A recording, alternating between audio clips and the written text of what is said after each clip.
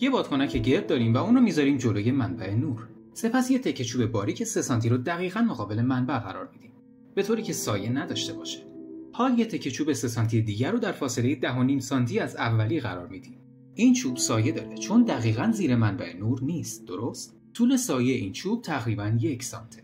پس زاویه‌ای که اینجا داریم میشه 20 درجه. حال اگه فرضاً طول چوب‌ها تا مرکز بادکنک امتداد پیدا کنن، زاویه بینشون میشه همون زاویه‌ای که اون بالا به دست اومد، یعنی 20 درجه.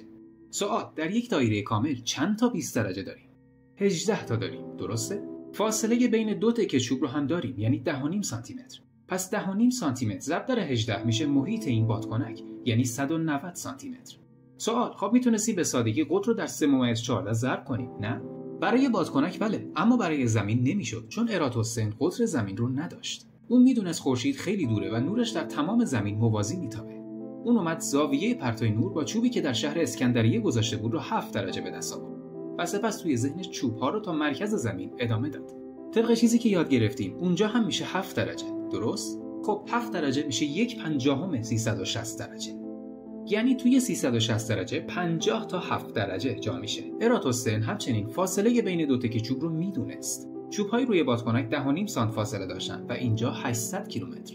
اون یک نفر رو استخدام کرد تا این فاصله رو در بیاره. خب 800 کیلومتر ضرب در 50 میشه 40,000 کیلومتر. و اینطوری بود که محیط زمین محاسبه شد.